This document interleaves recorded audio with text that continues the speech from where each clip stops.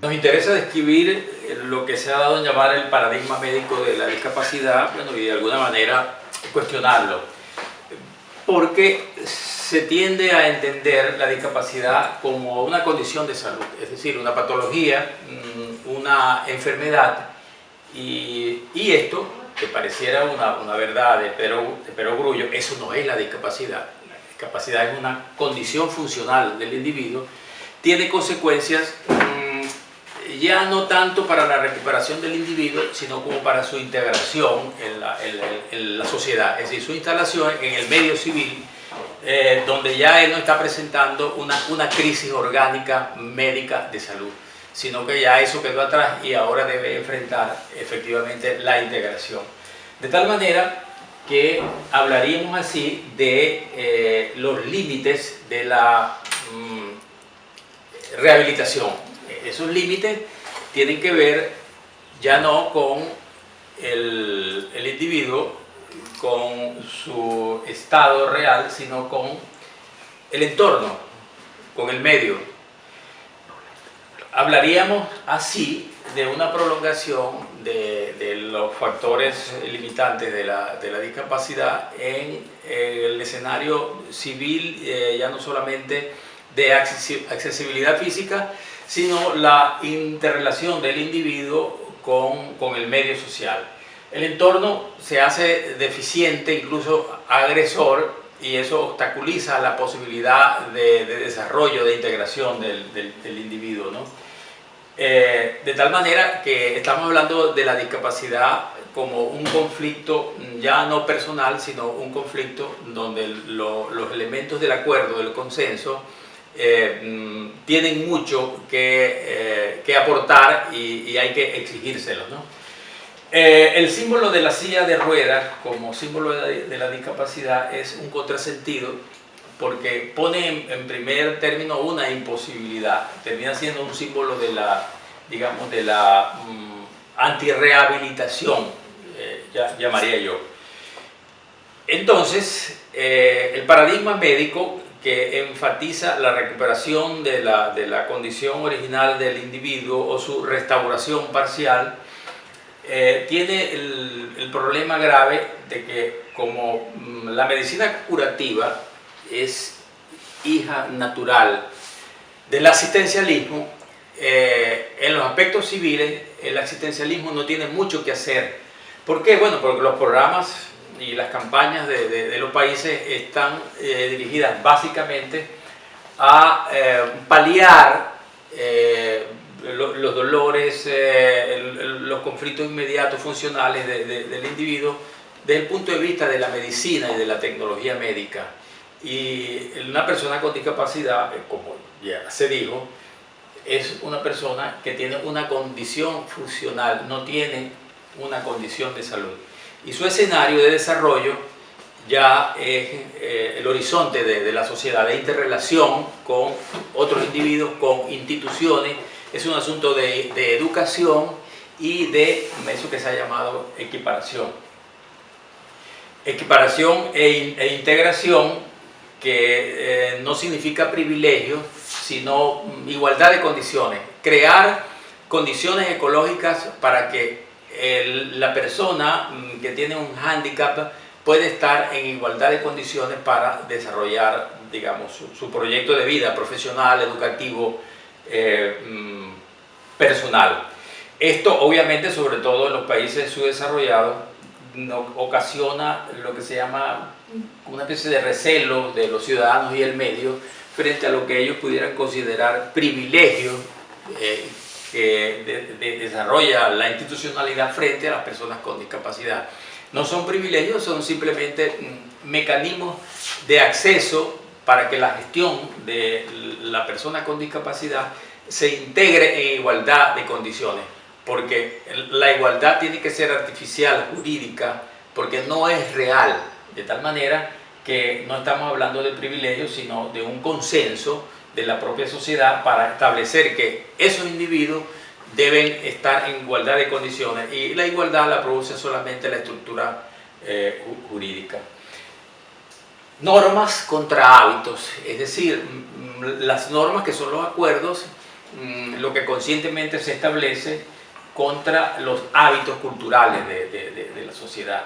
Legislación sí, contra cultura, y persuasión frente a la coerción, porque la persuasión debe venir de los aspectos legales, institucionales, y si eso no funciona, tiene que irse a la coerción, es decir, la norma tiene que tener una sanción.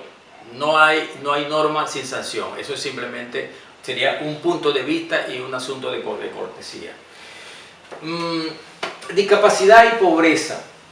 Generalmente se asocia la discapacidad con una insuficiencia del individuo social, económica, material, y tiende a irse hacia subvenciones, exoneraciones, tratamientos un poco de la pobrecitud, y lo que sería la ciudadanía queda en un segundo plano. Ya no la ciudadanía clientelar, que es lo que generalmente se entiende por relación del individuo con las instituciones y el Estado, sobre todo en los países del tercer mundo, sino que la persona con discapacidad se integra a partir de un estatuto muy particular, el estatuto del acuerdo como ciudadano que debe integrarse, produciendo una equiparación de su posibilidad de interactuar. Estas ideas, si no se entienden bien, tienden a reforzar entonces lo que sería una asociación de la discapacidad con la pobreza y con una ecología marginal, y eso solamente es posible combatirlo desde la gestión civil, ¿no? Estamos hablando del paradigma civil justamente, y me interesa enfatizar esos aspectos que a veces son invisibles, donde la discapacidad se nos muestra ya como, digamos, una relación asentada del individuo con las instituciones, donde la educación es un hecho importante, donde la civilidad, la formación ciudadana son elementos de sustentación y de transformación, ya no solo del escenario de bienestar de la persona con discapacidad, sino de reeducación de la propia sociedad. Evitar, por supuesto, instalar esto en un escenario de tutelaje, porque no se trata de producir, digamos, escenarios especiales para la persona con discapacidad, sino de integrarlo a una relación de ciudadanía donde lo jurídico establezca la diferencia. Esto no es fácil en una sociedad donde hay el culto a la juventud y al fitness, donde las capacidades disminuidas no parecen ser importantes para el desarrollo y para la democracia, de tal manera que estaríamos insistiendo siempre en la educación, el convencimiento, la persuasión de la sociedad, de los niños, la escuela es un instrumento importante para eso, porque es una sociedad, bueno, yo diría que la sociedad industrial, la sociedad de consumo, que relega todo lo que no es óptimo del potencial humano, lo considera marginal, ¿no? En Venezuela, por ejemplo, en los últimos años se han estilado los bonos de natalidad y los bonos a las familias que tienen personas con discapacidad. Esto no solamente es un problema serio para amparar a las personas con discapacidad, sino que yo diría que vulnera la dignidad de las personas con discapacidad. Es decir, las convierte en sectores, en sujetos, en actores de una cierta indefensión, de una pobrecitud como categoría humana, y contra eso hay que luchar. Antes escondían a la familia, a sus miembros con discapacidad, porque había un estigma, la vergüenza. Ahora los muestran porque hay un bono que se le paga a la familia que tienen miembros con miembros con discapacidad. Insistir en los derechos de las personas con discapacidad es apuntar hacia el verdadero horizonte que es la accesibilidad del medio civil. Nada se hace con programas médicos de rehabilitación, por lo demás hospitalaria, porque la rehabilitación supone una instancia muy interesante. Nadie se rehabilita dentro de un hospital. Es decir, el escenario real de la rehabilitación de una persona con discapacidad es la propia sociedad, es el escenario, es la calle, son unas instalaciones, son una manera de interactuar con los grupos, con las instituciones.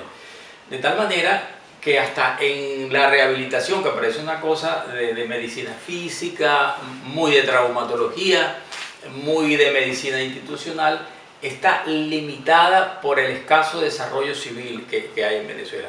¿Por qué? Porque a largo plazo ese poco desarrollo va a limitar incluso el financiamiento de la medicina física, de la investigación, de todo el espectro médico. Tenemos entonces que si se resguardan los derechos civiles, se estaría resguardando la posibilidad médica real.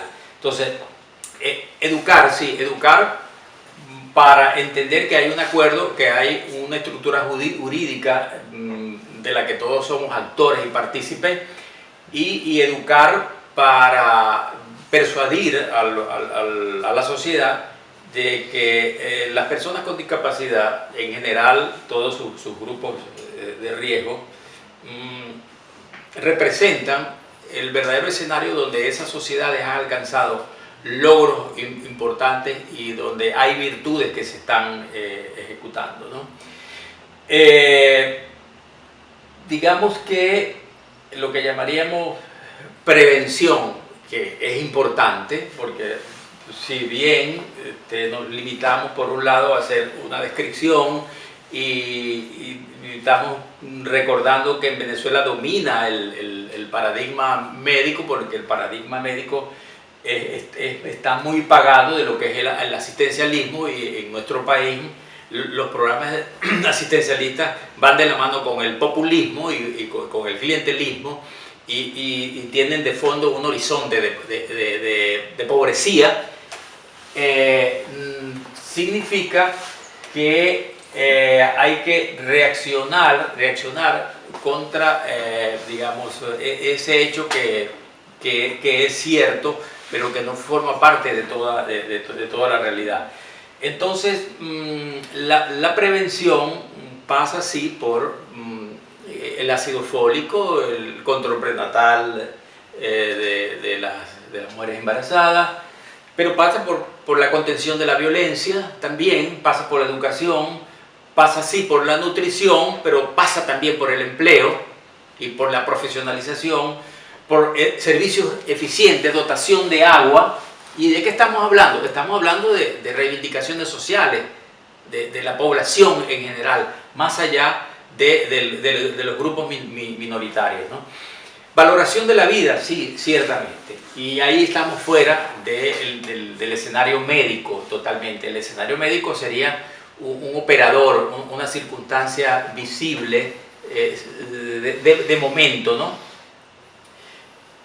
Calificación de normas laborales, resguardo en general de la integridad física de los individuos, y ya aquí excedemos la pura, digamos, circunstancia de la reivindicación de las personas con discapacidad. Esto pone en evidencia que se trata de los intereses globales de una comunidad, de una nación, que ha definido qué es lo que quiere en función de un modelo de civilización solvente desde el punto de vista de virtudes, aprecio por la vida, tolerancia, democracia, participación y resguardo de los más expuestos. Entonces digo que sería la fórmula de un sanitarismo civil, más bien, y sería la fórmula del bienestar general de una sociedad. Los mecanismos de atención de la discapacidad nos descubren así entonces un hecho que ya no es tan particular, sino que estamos hablando de la vulnerabilidad del tejido social Y así, al haber un diagnóstico que parte de una particularidad, las circunstancias de unos actores, de una parte de la población, estamos descubriendo, digamos, las necesidades y la forma como obra todo el tejido social. De tal manera que, insisto, el paradigma médico debe ser superado constantemente para ir a lo que llamaríamos el paradigma civil, que sería, repito, ya no la fórmula del amparo y resguardo de las personas con discapacidad, sino que sería la fórmula del bienestar de la sociedad. Sería entonces la fórmula de la democracia. Eso es todo.